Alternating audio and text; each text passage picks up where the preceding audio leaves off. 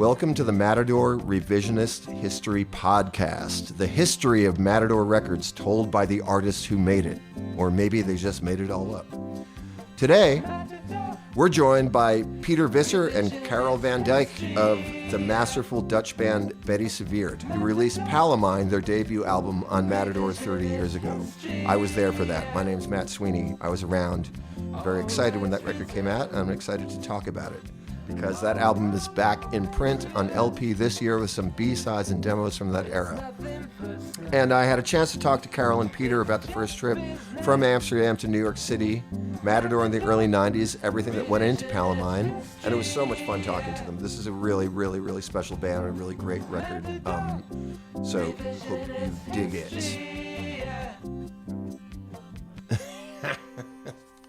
This is actually something that I have never experienced, so I keep it that way. Nothing to offer as a response. I didn't know you liked science fiction. I don't like science fiction, but the fourth dimension is something that Marcel Duchamp, my artist hero, was really into in 1912. What was Duchamp's fourth dimensional? His brothers were part of the Puteaux group, as they called themselves, and every Sunday they had a gathering, and they talked about the fourth dimension. It was kind of a hype thing to talk about in groups of painters. And was the fourth dimension some sort of, was it a spiritual, psychological realm, or what? Basically, what were they speaking of? It was interesting to talk about, but nobody really knew. So everybody came up with their own version of what it was. They were just high.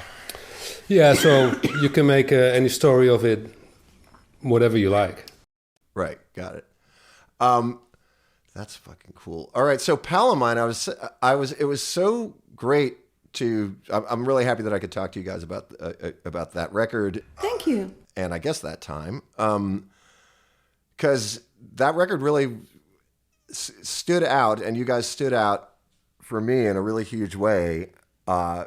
Mainly because you were and remain such a band, and the record still has this great organic, rock solid feel and real agreement between the musicians. That's, for me, super rare to hear. Wow.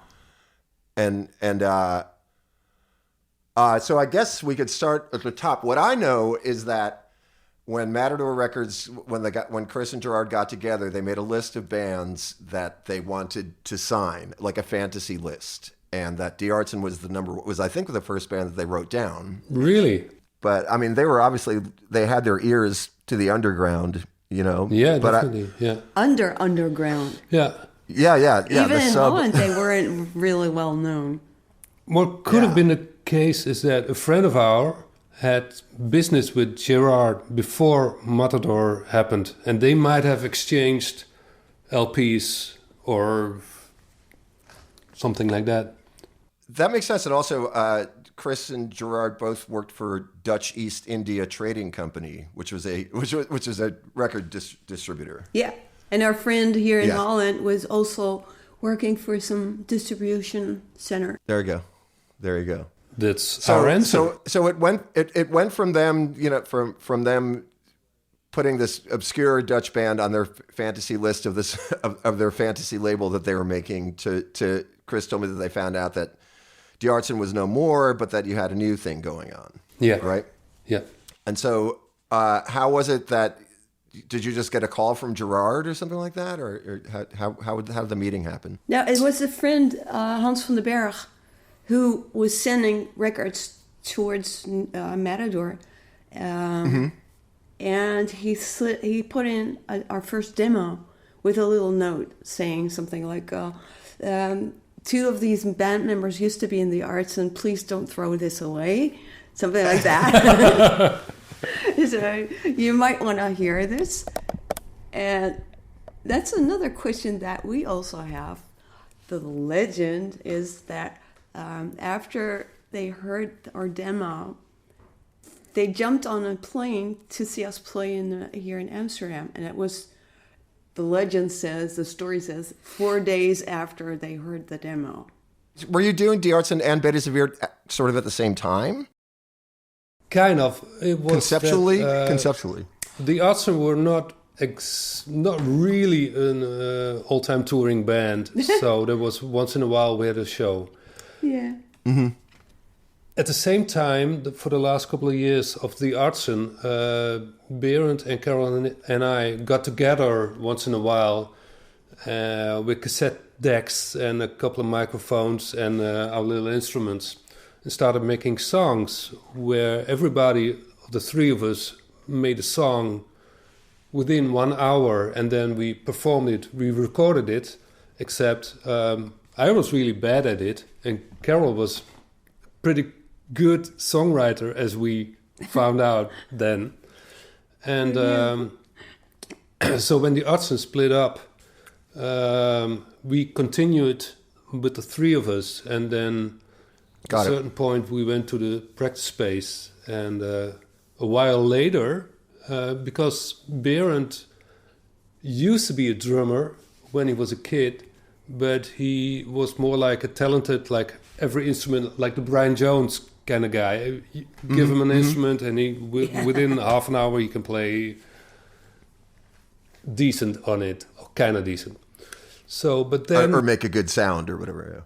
Yeah, but so then we thought of, well, maybe we could start being a band, or maybe do a show once a year or whatever. And then Berend had to return to the drum kit, which he was not really fond of. No, he wanted to play bass and keyboards, actually. Mm-hmm. And then have another drummer. Yeah. But then we were asking Herman, and to our surprise, he said yes, because it was kind of totally different music from the Artsen, and so that's kind of the beginning. But there was, for like 5 or 6 months, and 86, beginning of 87, when we were still living in Arnhem, there was a band called Bettie Serveert with a Y. Was that because that book was so popular? I'm surprised. No. It was us with another drummer. Oh, I see. Oh, okay. I thought it was a different band. It was a different band. I mean, the songs were completely different. The repertoire was absolutely different, and half of the songs were sung by this guy. Interesting. Yeah. Interesting. Those recordings are forbidden, stashed away, and right. Never to be found again. Incinerated. What was I have so many questions because I'm a casual fan of Dutch rock. I'm only saying that because there's so much of it, and I don't know a lot about it. So I to an American, I'd say I'm a big fan of Dutch rock. But since you guys, wow. Just like the Outsiders are one of my favorite groups of all time. Okay, Den Haag. And they did. Yeah. No, they're Amsterdam. Because Wally Talks grew up in Amsterdam. He lived across the bridge. Really, from where you live. Because when I did my walkings around, then he came from the other. Because I live in the east, but he lived a little bit further in the east. So, but he was already in a bad shape by then. Yeah, I know. He had a rough go of it at the end. But there's, to me, and there, music culture is really deep, and rock music culture is super deep. Particularly in your city, that has always been my impression. And it seems to be a fact. Just having. So just could you maybe give us a example of growing up in Amsterdam and the particular? I know it's kind of a big, broad question, but how has Amsterdam affected your take on? How did it affect your take on music? I'm from farmer country, east of Holland. Okay, and I got to Amsterdam the day after I finished art school. Okay. So I've been to art school in Arnhem for 5 years, and then I got my diploma, which came in really handy because I didn't get any job out of that, but that's what you get when you go to art school. And so then I went to Amsterdam, and Carol as well. But at the time, and we're talking about 87, 89, there was a thing called the Amsterdam School. And that was a group of bands that we were not part of. Fact, we were not part of anything at all. We were kind of like on our own bubble, in our own bubble, on our own island. And basically, but I can only speak for myself, I've only felt part of a group of musicians when we went to the United States. When we met the people from Dinosaur and Buffalo Tom. No, that was beforehand. Already in the late 80s, we started to listen to Buffalo Tom, Dinosaur Jr. Yeah, but we were not part of that. No, we were not part of it. Yeah. And so the Amsterdam School, what bands would that be, like the X, or what is the what? X maybe a little bit. Blue Murder was the example of the Amsterdam School. And maybe Clawbo's Claw. I don't even know that. Were they part of it? Were they part of it? We were already befriended with them. And still, yeah. So, because I mean, your sound to me, in addition to being organic, is warm and velvety, and Neil Youngy and Fairport Convention. To me, these are just sort of sounds, and even back then, I was struck by what I wouldn't even say a command of that sound, but just how naturally that sound came out of Bettie Serveert. Was that what was the, when you're saying the bubble that you were in versus the bubble that or versus the Amsterdam School? Was it older groups, or was it modern? Was it contemporary bands like Buffalo Tom and Dinosaur Jr. that you were responding to? We were listening to Nirvana when they came out with Bleach, and they played in Amsterdam with Bleach. Dinosaur Jr., Buffalo Tom, Sonic Youth, the whole... Ramones, especially Carol. Yeah, big Ramones fan. So awesome. New York, Bison, Seattle, most of the bands.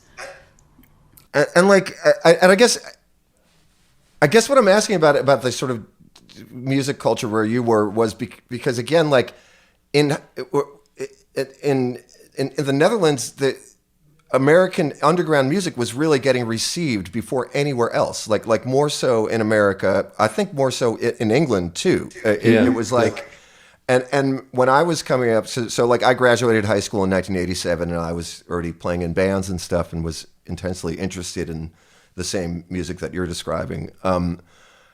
The whole thing was like Holland. You want to go over there. You want to go over to Amsterdam, and if it plays, if people like you there, then it's gonna happen. And it's funny because when I try to explain that to people now, they kind of don't believe me.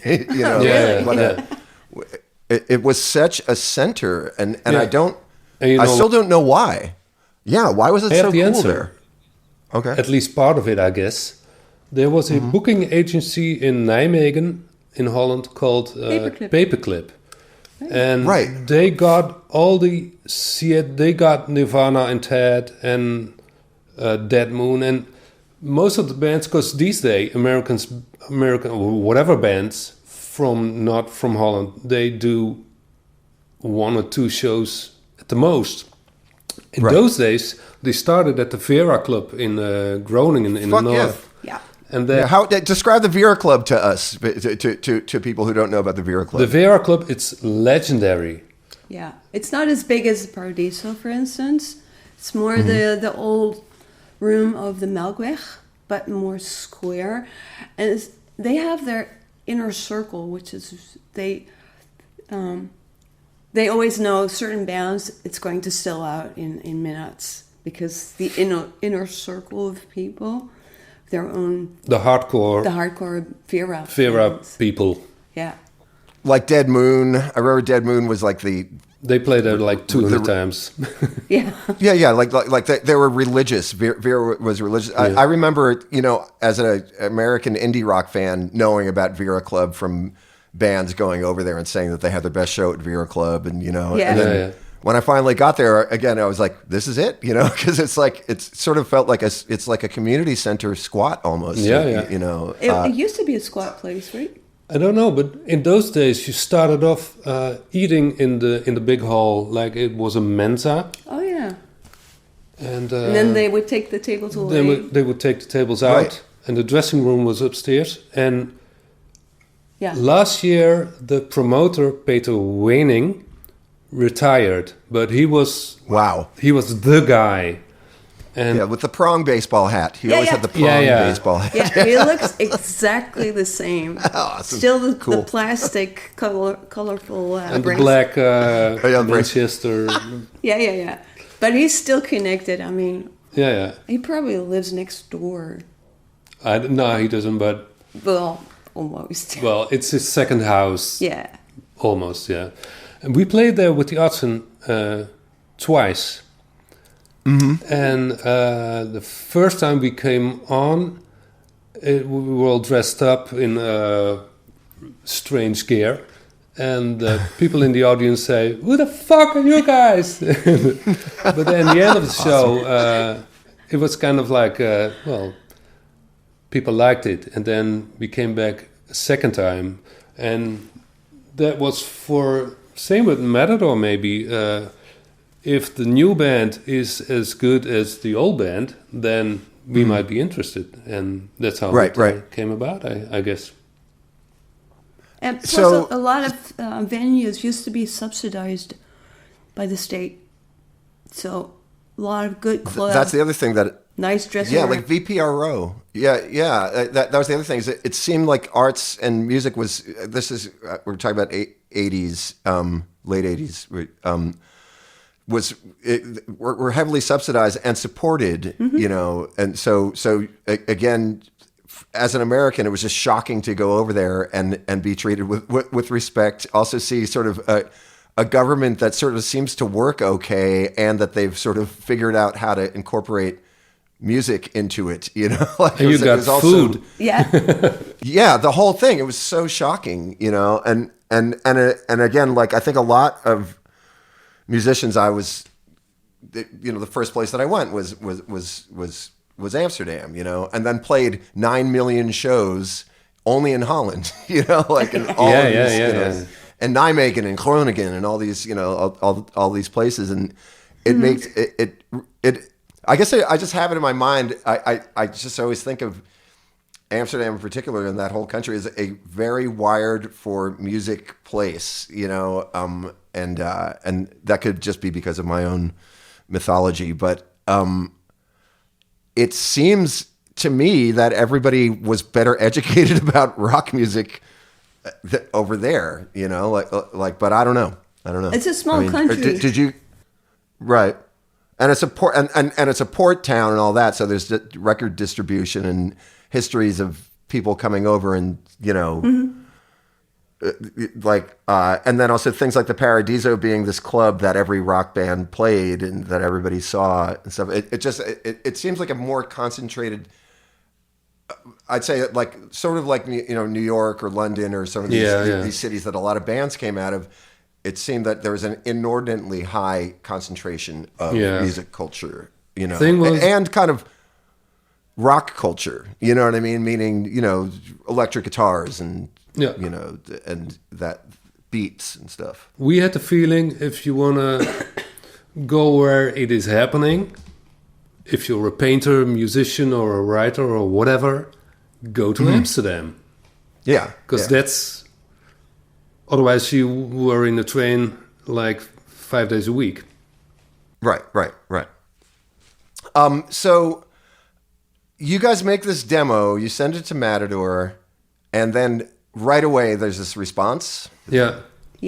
Because we only started in August 91. By December, we already had this demo tape, which, to be honest, I didn't really see the point, but... why make a demo? nobody's going to Right. listen to it anyway. Right. We never had any plans. We had been in so many bands that never amounted to much. So we were like, well, maybe someday we can play at some small club, or, that was the extent of our ambition. Maybe one day, one club, who knows? So we were very surprised that Matador, this cool label from New York, was all of a sudden standing in front of us, and they liked it. And we fucked it up. That show was a horrible show. We were so Was it really? We were how did you supposed to fuck it play up? 40 minutes. I think we played the whole set in 20, 25. Like, And then they were in the dressing room, Patrick, Gerard, and Chris. And I remember saying to them, "We're so sorry. You came all the way for nothing. We fucked it up. Sorry." And the next And day... what did they say? They said, well... They said, we'd rather see a band screw up than play on automatic pilot. Something like that. It's like, oh, we're good at screwing up. So the next day, we had a meeting in our, where Berend lived. Oh, yeah. And we did not know what to expect or what we wanted. And then they said, what do you guys want with your career or with your life? And we said, I don't know. And Berend had the clever state of mind to say, we've seen New York on the television, but we've never been there. We want to see it for real. Wow. That would be cool. Wow, that's so cool. So they left. And a couple of months later, there were like 4 plane tickets brought to us by the post. And we were like, whoa, what's that? Because I've never been in a plane before in my entire life. None of us You're were. fucking... No way, wow. I've been in a plane Wow. ever since I was 5 years old, but the 3 of them, the guys, had never been inside, even close to a plane. So that was really fun to see them. Because Herman was like... Herman was light green and shit. Because he knows every plane accident ever with the amount of dead people. He was so scared. Herman, it struck me as so worldly and fearless. That's really funny. Yeah. True, except inside a plane. And none of us had ever been to the United States. Not even you. No, Canada, obviously. But. So we got to stay in Chris Lombardi's apartment for a week. And the end of the week was our show at the Matador showcase in the old knitting factory. So I saw that. I was at that show. You were there? Oh, yeah. Whoa. Yeah. It was fucking killer. I remember it was killer. Like, really strong. Yes, it was really strong. I remember, like, also particularly Peter's guitar was very happening. It's really funny. I remember being absolutely blown away by that show, and particularly just being like, how the fuck do they know how to do any of this? Like, I don't know, like the musicality was really way ahead of bands at that time, in my opinion. Really? You know? And yes, but we've been working up to that day the whole week, so we were like, let's do it. But we were really it was nervous. awesome. It was really good. But I remember like in the songs that have the big solos and stuff like that, just being like, Jesus, they're like levitating. It was really sick. It was super, super sick. I remember I saw you guys there and at Maxwell's too. Did you play in Hoboken in New Jersey, or have I? No, that was the plan. No, the day after that show, we played at the Middle East in Boston, the upstairs room. Mm-hmm. Mm-hmm. And then we drove back, after the show, we drove back to New York. So, and then we got a call. By then it was Monday morning. We got back to the apartment in Chris's apartment, and we got a phone call. We were supposed to play in Maxwell or Kansas City. Was that No, Maxwell's. It has to be. Max's Kansas City was gone by then. That's Really? what I said. In Hoboken. Yeah. Yeah. Okay. Yeah. So we were supposed to play in Maxwell's, but we were going to borrow the drum kit from Charlie. Charlie from Unsane, Charlie Andrus. Yeah, from Unsane, who we had met 2 days before. And then we got the call that he passed away suddenly. And that was so sad. So the whole thing was canceled for all the bands.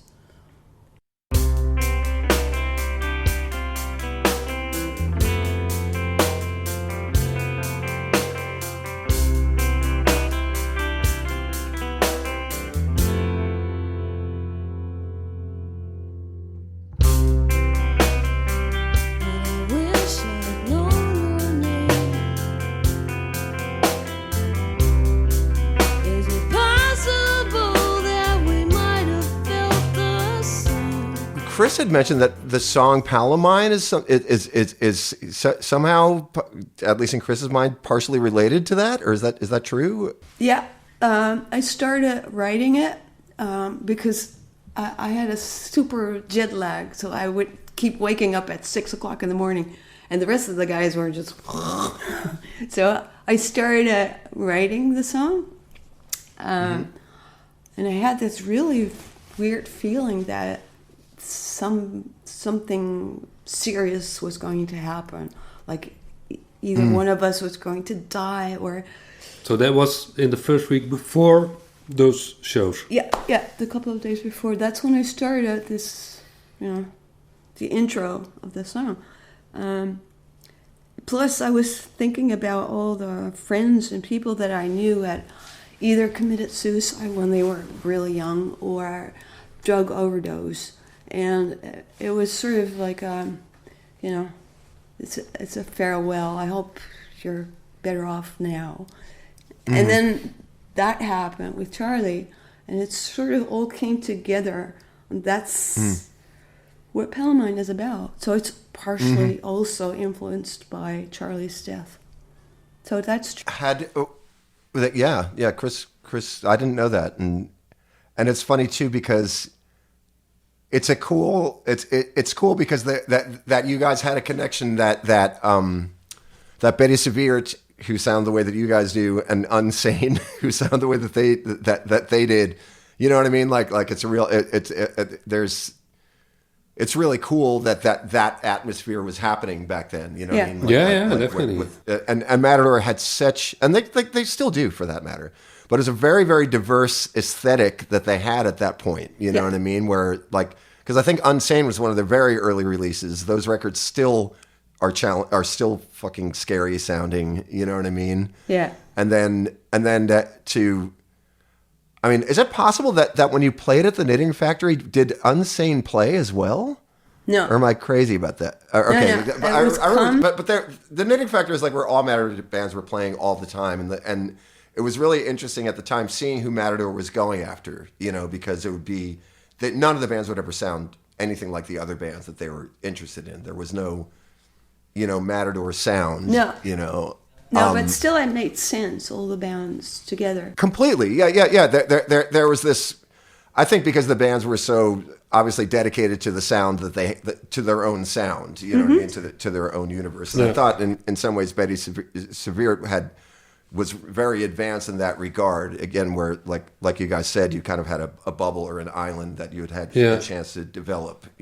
But I guess that that every Matador band at the time was fan of every other Matador band at the time. Definitely, yeah. Absolutely. And I remember at the Knitting Factory there were so many people that we were like, whoa.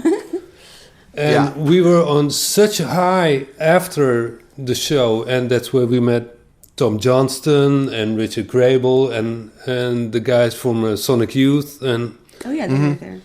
And then I remember after that we were standing outside, and I said to Berend, "What if you are dreaming and your mother is going to wake you up in 10 minutes that you have to dress and go to high school?"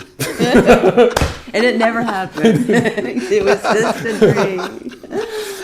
That's so cool. Yeah, I mean, again, I remember that show, and it was packed, and everybody was there. And to what you're saying, that's just so cool. Because I grew up around New York and had been seeing shows since I was 15 in New York. But that feeling of being able to come to New York and have your friggin' life changed irrevocably and in one night, and you're meeting people, and you know that these people are going to be people that you're going to be messing with for the next couple of years. Like that was definitely that energy was there that night for sure. Yeah, those 40 minutes are the reason that we're doing this right now. I know that's it's cool to talk about that because I've been lucky enough to be able to do this podcast and to talk to artists who were making records for Matador back then. But that whole thing, and this is what I think is the neatest thing about rock music, is that it is about 40 minutes, and oftentimes it's 40 minutes of music that was often made up inside of 40 minutes as well. Yeah, sometimes. You know what I mean? And that, or and just this intense snapshot that can reverberate for, and exactly what you're saying. Like the reason that we're sitting here right now is because of a really concentrated focused amount of time. That expression, lightning in a bottle, where so many factors, come into play that create this. Yeah, and this pure thing. luck as well. Pure luck. If that if that demo hadn't been inside that box on its way to Matador, it would have only been released here in Holland on Brinkman Records. It would have gone nowhere. It's so cool. Because by the time we were playing in New York at the showcase, hardly anyone knew about us in Holland. Right. Yeah. So your profile, you had an American profile before you had a local. More or less, yeah. It did help to convince some people here in Holland. It's like, if they like it over there, then it must be something. And totally. And also a small degree of irony, because at that point in America, if they liked it over in Amsterdam, that meant that you were probably doing well. You know what I mean? Yep. For sure. There were bands. There were so many bands that had a profile in Holland that they did not have here. For sure. Mm-hmm. So were there songs on that demo that ended up on the album? Kids Alright? Tomboy. Leg, obviously. Leg. Right. Valentine. Oh, wow. Okay, so a bunch. No, Valentine wasn't on the demo. Oh. No, actually, Valentine wasn't even a Bettie Serveert song. It was a Three Annikas song with Berend, the project that was before. This Thing Nowhere, Maggot, Get the Bird, Tomboy, Kids Alright, and Lag. Totally freaked out. That's the demo. That's the demo. Maggot and Get the Bird were extras. Extras now, but not back then.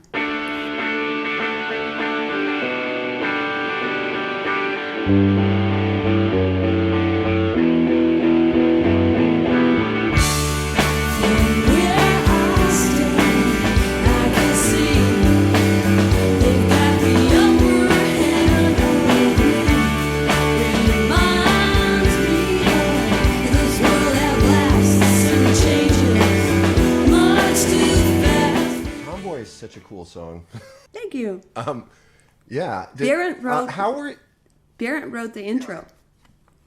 Okay. Yeah. So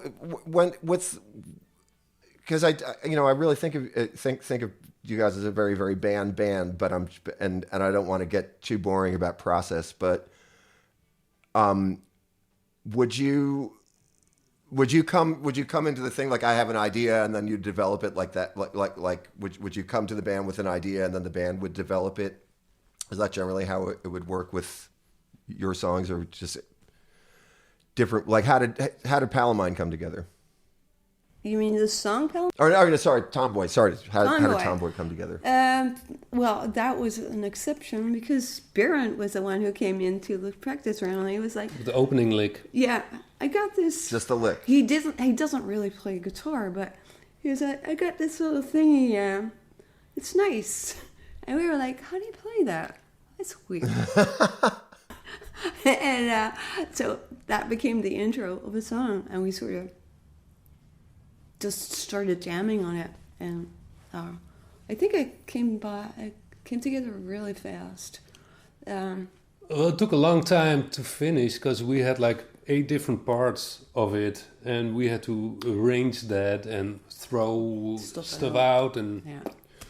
And then I love how all of your arrangements are on that record are so cool. It's this really great mix of this organic feel, but then of really smart decisions that are sort of based on each other and sort of serving the song as opposed to, I don't know, nothing sounds forced, but it sounds really thoughtful. You know what I mean?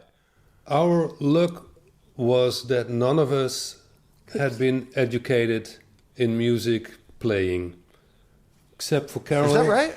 I had classical music training for about 7 years. But that was theoretically? Reading and writing, which didn't help at all because they don't know how to read music. Of course, Yeah. I don't use it. And we were very lucky that none of us had any musical lessons or training or whatever.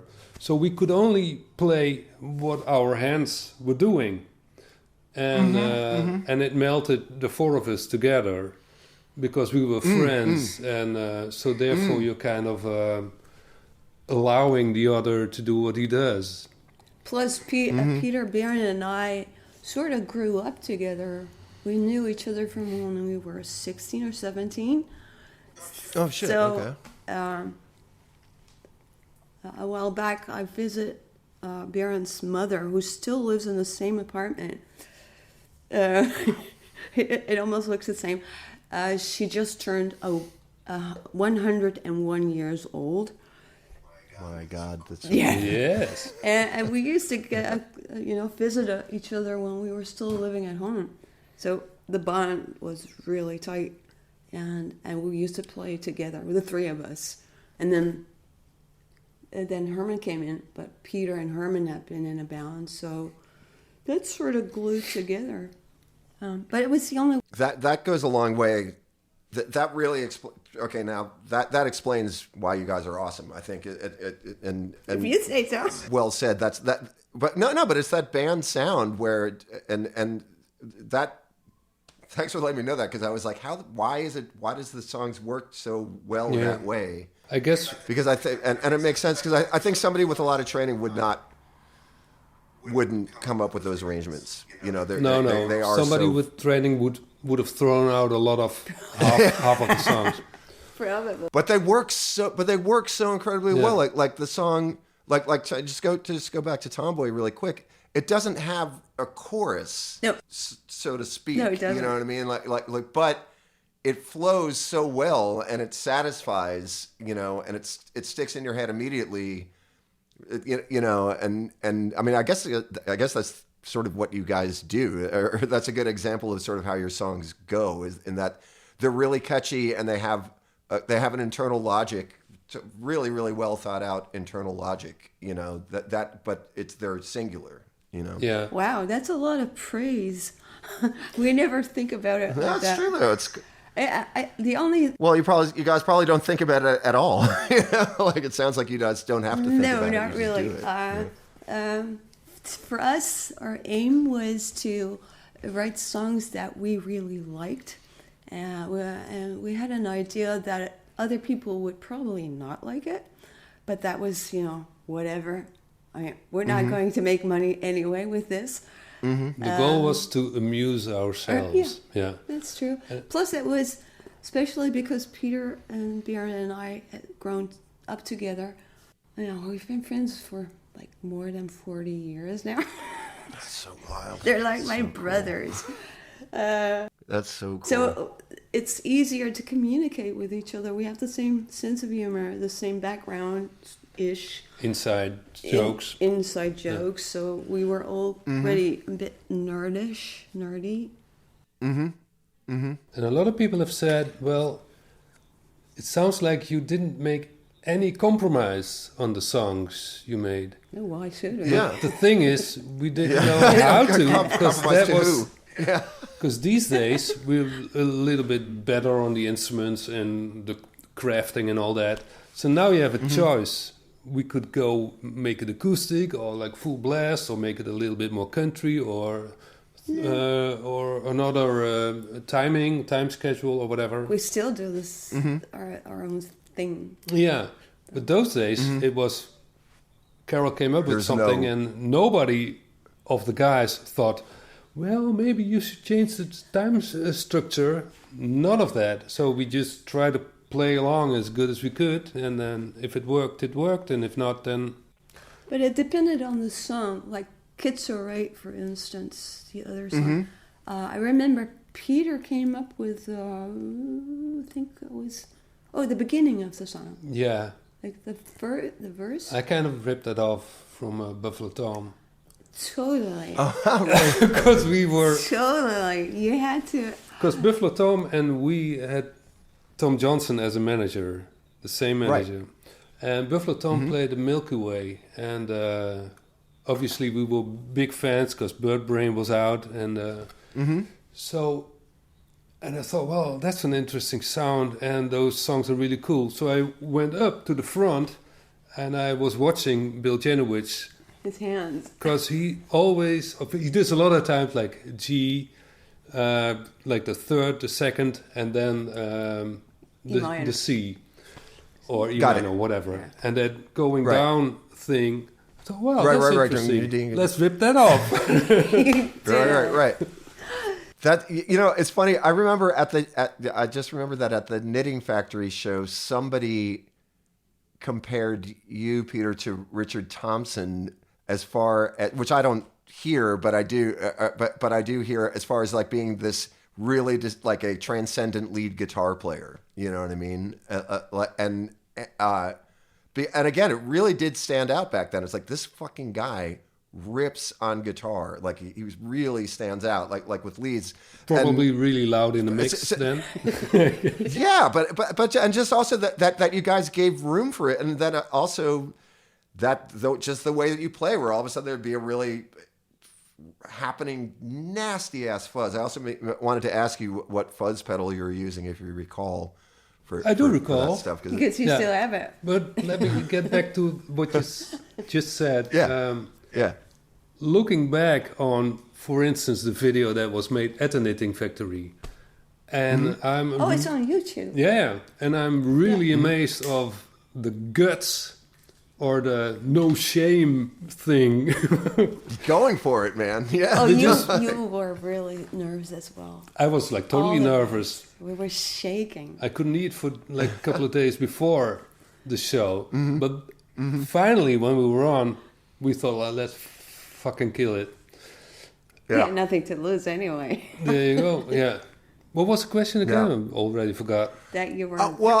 I guess it was more... I was going to get to like... So you mentioned Bill from Buffalo Tom, and I'm guessing like was Jay somebody? I'm just guessing what just the awesome lead guitar vibe that you had. The pedals. If that was something that, on pedals. Yeah. I mean, Ibanez, Tube Screamer, and Yamaha distortion pedal, a black Yamaha. Something with 100. Whoa. I can look it up if you want to. Yeah. Just those two. Tuning pedal, the most important pedal I had. Still have. Oh yes. And then and you were, I recall you were playing a Les Paul, right? Yeah, that's a really piece of crap because we got money from Brinkman to buy decent instruments. Gear. Backline. Right. Yeah, the gear and to record the record. Yeah. Right. And I really wanted to have a big sound, so therefore Les Paul.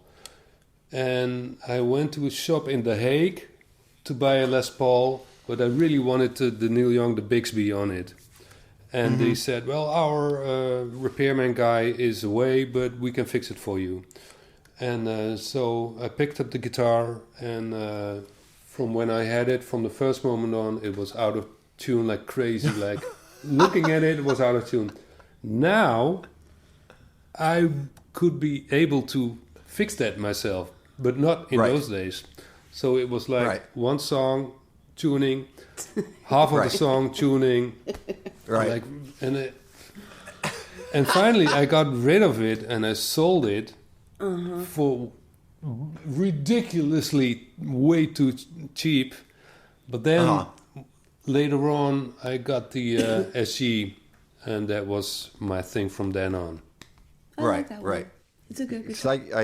I remember the Les. I definitely remember the Les Paul, and it's funny. I don't remember the tuning issues, so that's good. And the way of playing, I remember before we even started with the Betties, I believe there was a radio show in Holland, and they had the thing, cover your favorite song, and at the time it was.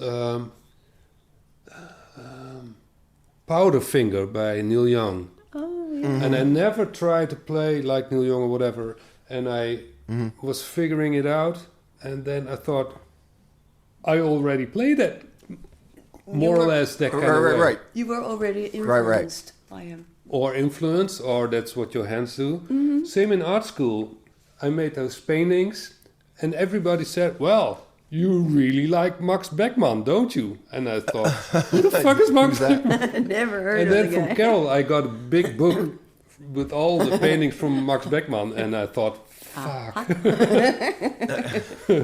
How long did you? What I was just thinking about the fact that you were saying about the whole point of the band was to not make money and to please yourselves and you know, sort of to live up to your own high weird standards, you know, which to me is the formula of doing a good band. You know, like I think if you're, because a lot of bands don't do it that way. You know what I mean? Like a lot of bands have different reasons for doing things, but the idea of like really going in on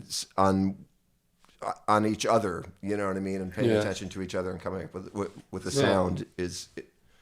As long as you're on this planet, better have some fun. Yeah. Also, of course. By the way, getting back to earlier on, should not forget that the way we played is also based on Carol's right hand. It's strumming. Right. Your strumming is like at least half the part of what the others play in the band. And for some weird reason, it's always, Peter, the guitar player, but could not have done it without her guitar playing and her strumming. No, it's really true. I'm very functional. And it's true. Well, and I guess because Peter's gonna get the attention because it's single notes, I suppose, you know. But like you go to school for classical music, but did your guitar playing reflect that at all? No. As far as how you approach guitar? No, I had music lessons in high school. It was like, you know, Dutch and English was mandatory, and then I had French and German, history, and music. And I got my diploma in it. That was my high school. So it was like the history of music, classical music. It was drilled. Like the other day I was watching a movie or something, and I heard the tune, Take 5. Oh yeah, Broadway. It's like I hear a tune, classical, and bing, it's like 3 times 7 is 21. It's been drilled in my brain. Like I can still recognize certain classic stuff. So no, it has nothing to do with Bettie Serveert. But Baron's parents, his father was a famous jazz pianist. He played in New York back in the day in the 50s with Billie Holiday and Bill Evans and a lot of people. He was amazing. He died. And his mom, before she got kids, she was a jazz singer. So he still has this jazz feel. As a kid, he used to play piano all the time, and then started playing drums. So you can still feel and hear that jazzy, sort of leaning back into the songs. You won't find him playing punk rock. On the beat. It's a huge that restraint and that lightness is a big part, I think, of why Palomine works so nicely. Is there isn't this demonstrative banging, and it has a jazz feel. Also, your singing and phrasing is so cool, Carol, because thank you. You also have this cool behind the beat, like the way that your melodies flow over the music is really distinctive and really, really cool and really fun to listen to. And I guess that's just natural. I guess this is no, because I didn't have a lot of experience. I was playing in bands beforehand together with Peter, but we were always like a tandem. Like he would do the lead guitar and I would do rhythm guitar. But I didn't feel comfortable in singing in front of people. When I was 16, I started writing my first songs, which were completely horrible. So I'm glad none of them were recorded. Also in the vault. No, they are not One day, recorded. That's going to be a hell of a vault. They are gone. No, it burned down the vault. So I definitely didn't want to sing. I didn't want to be a performer, but I wanted to maybe one day write songs for other artists. Mm-hmm. So when we started Bettie Serveert and the whole demo and then, Palomine, I hardly had any experience whatsoever. I'd only been in front of an audience a couple of times. I had no idea what I was doing. Wow. And you were totally shy. Introvert. Yeah, I mean, I remember that. I remember also the way that the band presented themselves was in particular was like, okay, there's this charismatic front person who's not trying to. I was probably looking something like this. Yeah. Which of course made it really cool. It was because it was very real. It was certainly very real. Super for real. Me. Added to the mystery. Not intentionally. No, I was just scared. Did you grow up with a guitar in the house? No, I've been wondering where it came from because I'm definitely not adopted, but I don't know anyone in my family. It's like later on I heard after she died that my paternal grandmother had a beautiful voice, a beautiful singing voice, and she would write in Dutch these really melancholic long poems about situations and describing vibes. Beautiful. Mm-hmm. And then I was like, okay, at least there's one person in my family who is singing and writing poetry. But I'm the only one. So I'm sort of like the black sheep there, the one who doesn't have a job, who doesn't have a mortgage or owns a house, no car, no kids. That's so cool. Congratulations. Yay. That's awesome. I'm very happy with my life. But I don't think they don't really take it seriously. No. That's cool.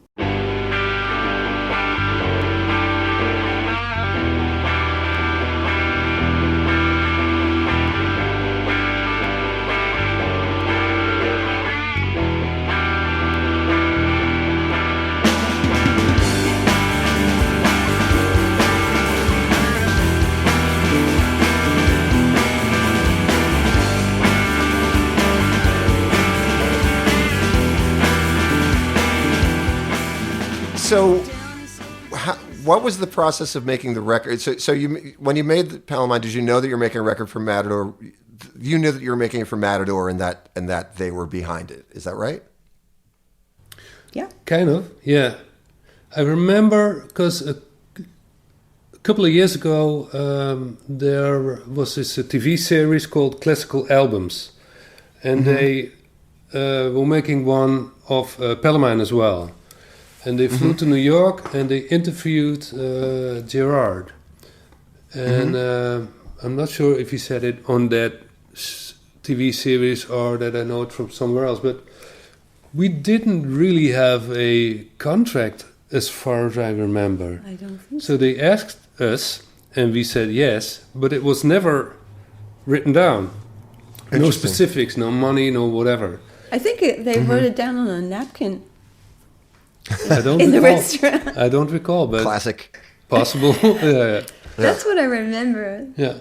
So, but after being invited to New York and that whole week in the knitting factory and Boston and all, we thought, well, better stick with those guys because that was fun. That was good, and but nobody made a big deal out of it. It was not like band chasing or big contracts. We want to sign you. We're gonna make a 5-record deal, and we're gonna make you a star and all that. None of that. So the pressure was off. The pressure was off, and that gave us confidence that they might be the right people.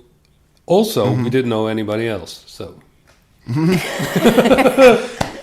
It's so cool because you put that record on and you had mentioned Uncompromising, but it's also because it's like, yeah, the first song is a long song that eases into it. You know, you're not trying to like blow. You know, like it's like you're walking into a room as opposed to somebody who's like knocking on your door. You know what I mean? Like with the way that the record. It's very quiet. Very long. Yeah. It's not like you have to get into it within the first 15 seconds, otherwise they're not going to play it on the radio. That's what I mean. Yeah. We were not very much. And I guess in that regard, it really is. Yeah, in once again, just indicative of a certain aesthetic that Matador was definitely responding to, which was, we are doing this for us, and you are welcome. You know, we think this is good, and you're welcome to it. You know what I mean? Yeah. But we're going to be doing this no matter what. You know what I mean? Well, to be honest, at first I didn't really see the point in making a record because I thought, you know, like a lot of our friends who previously made albums, vinyl. They always got stuck with all these boxes of vinyl. And I was like... in the attic. Yeah, in the attic.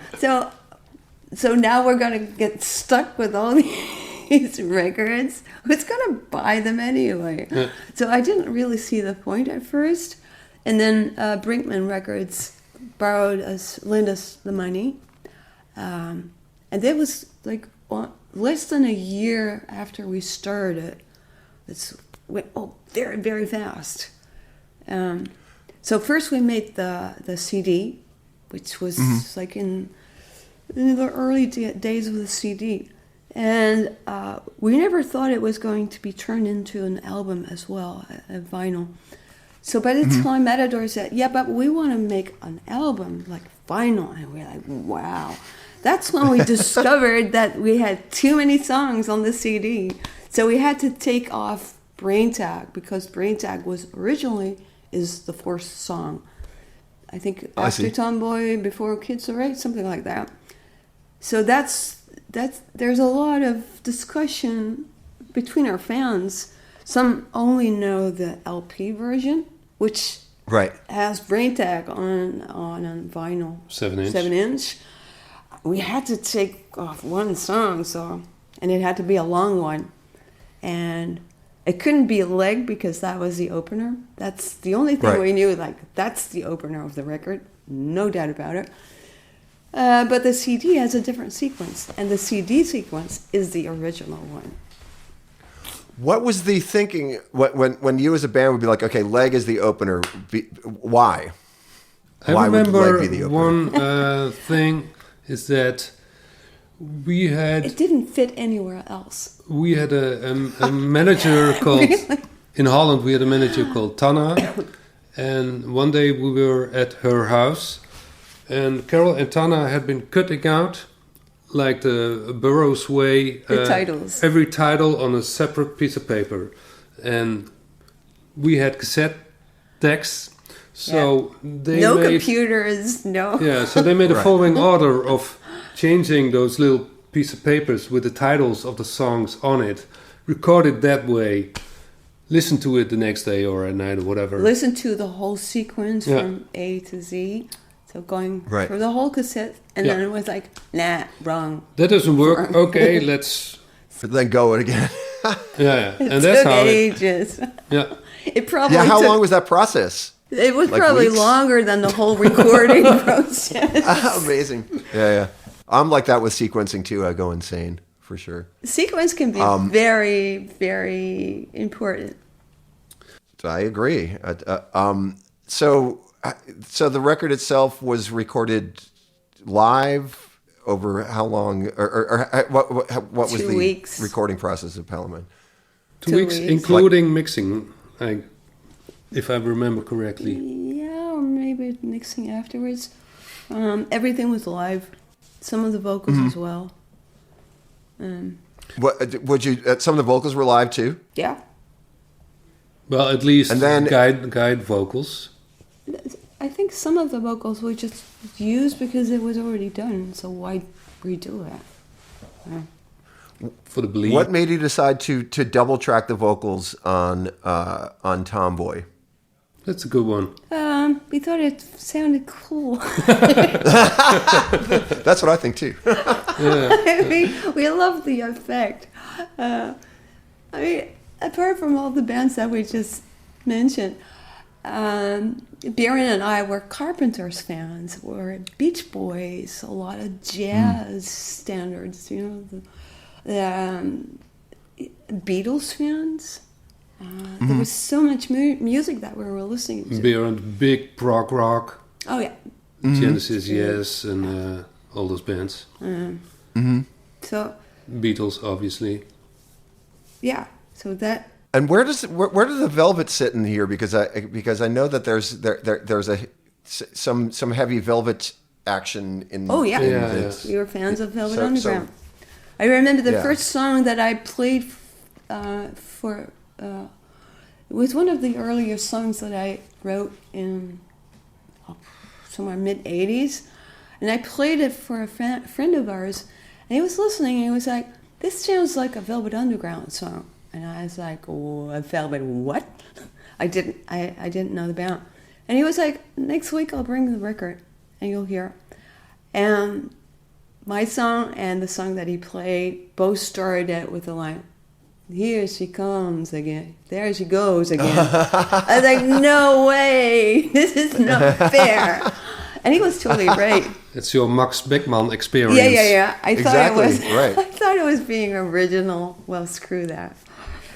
Yeah, well, I mean, but that I don't know, but that it's to me is always a good sign where you have an idea and it turns out that somebody else cool had an idea too. Yeah. You know, I mean, Decades ago. That's like, yeah, for sure, Yeah. for sure. I And we mean, were big Velvet fans with the Artsen, and we did Velvet shows with the Artsen Oh, you as covered well. Velvet Underground. So I more or less knew a little bit of because it's not really difficult to play as long as your right. state of mind is all right. But like Right, technically, right. so I learned a little bit from that we could Right. use into the baddies. Yeah, true. Right. So what happens after the big week? Okay. So you have the week in New York. Is the record finished by that point? No, it had to be recorded. No. We played, So you had it recorded when you played at the Knitting Factory. No. the It record was not wasn't being- recorded yet. No. No, that was sort of around late June. Okay. That's so handy of this booklet that we No, just that's good. made. I know. The timeline. Yeah, it's got dates. It's just So got okay, so you dates. do New York. that's cool. You do New York, and then you know that you're going to make a record. You go back to Amsterdam, and you start putting the record together. No, we did a show supporting Pavement in Nijmegen. Sick.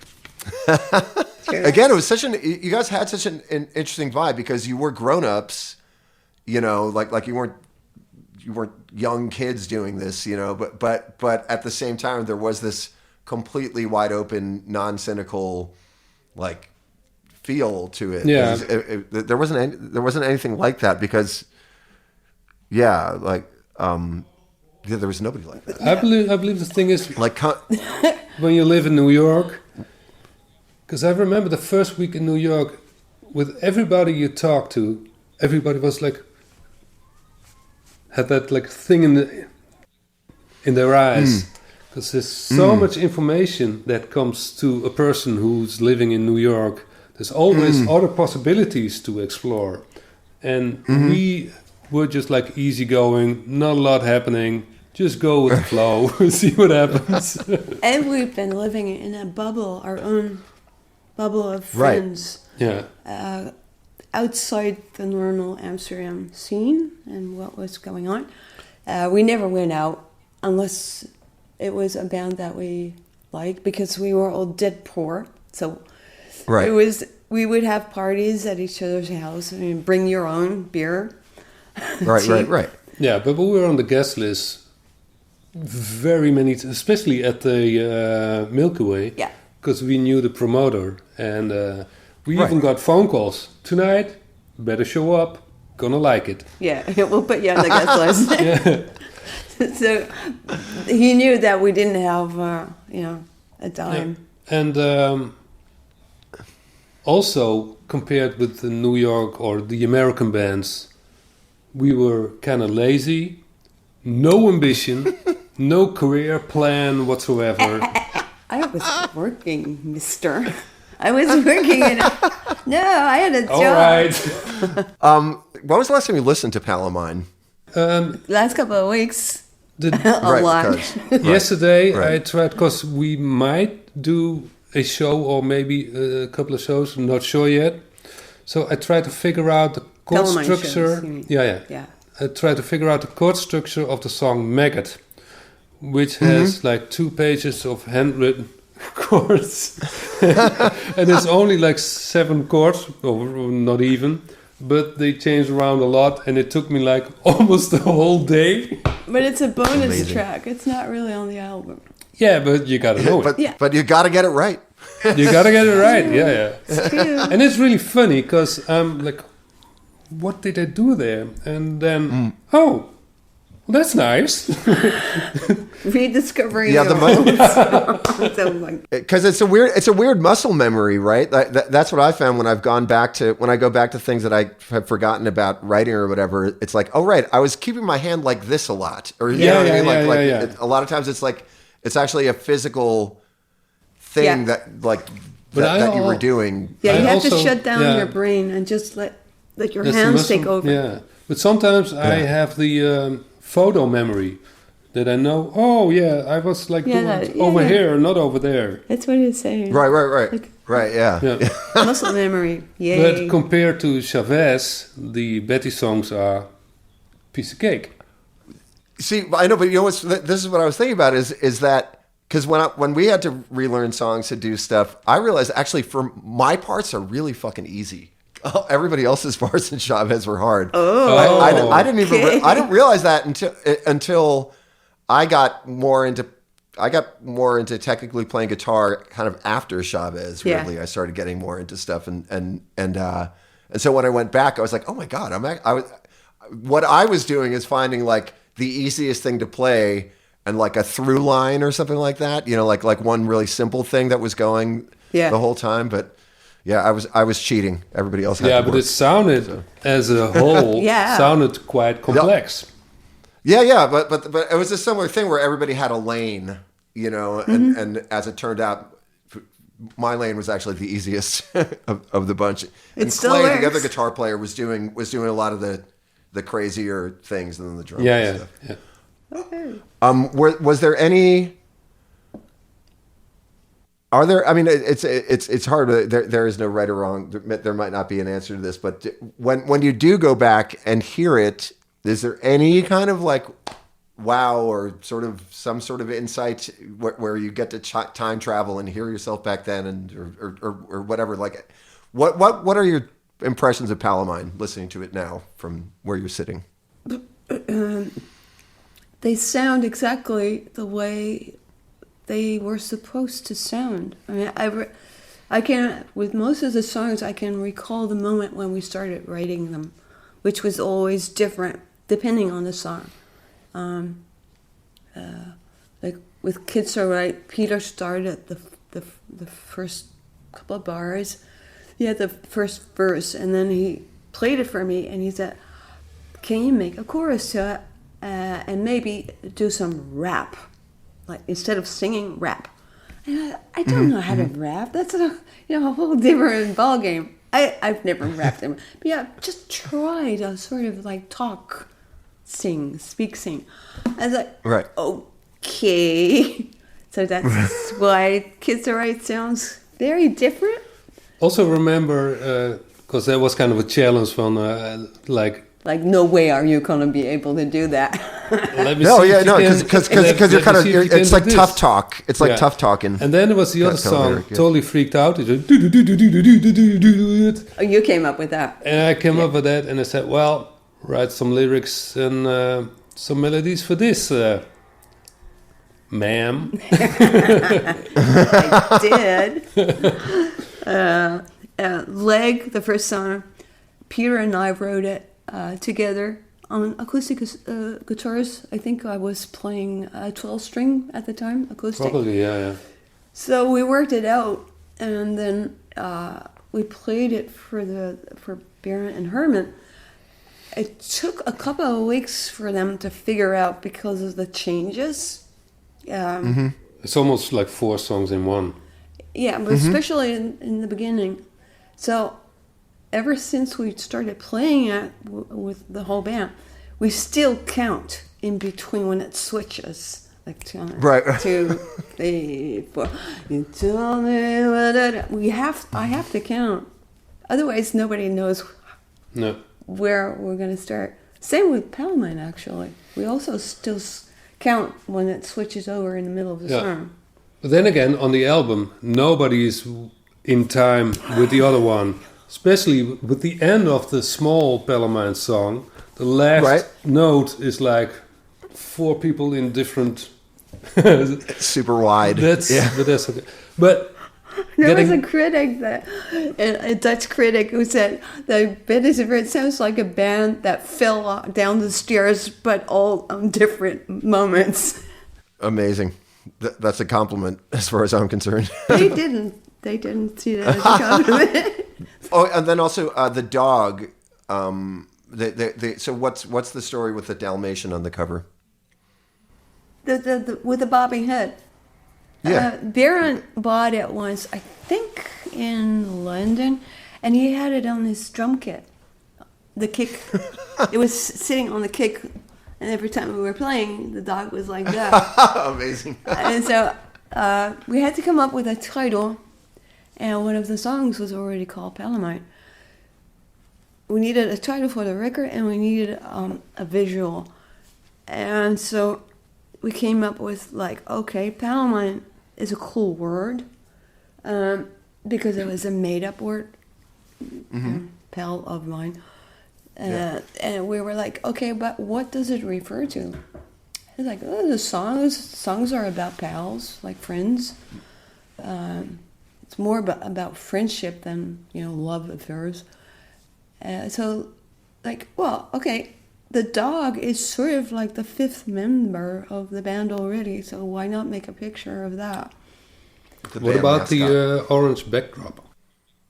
I think the photographer friend of ours, Diederik van der Donk, I think he came up with the orange. Okay. I think so. Just a big orange thing. Big orange photo backdrop paper. Yeah. Like really big. Because the photo of the inside of the 4 of us. The band photo, yeah. Band photo. That's with that same paper. And The same background. You look rather odd. Yeah, there were a lot of critics who were like, how can such an ugly band make such pretty songs? What are they talking about? That's what they said in Holland. Are these all Dutch critics? In Belgium. Oh, in Belgium. Yeah, sorry. Well, so I would imagine that's some sort of competitive nonsense. No, we just disguised compliment, I guess. No, they thought they really thought we were ugly. That's so funny. That's amazing. Well, thank you so much. Are you satisfied with this with this chat? Did I cover everything okay? Yeah, I Yes. guess so. Anything else? Yeah. that we should It's do? fun to see you after so Really great to 20 see- I know. years. Yeah. Yeah, it's been a minute. Really good to see you. Say that again.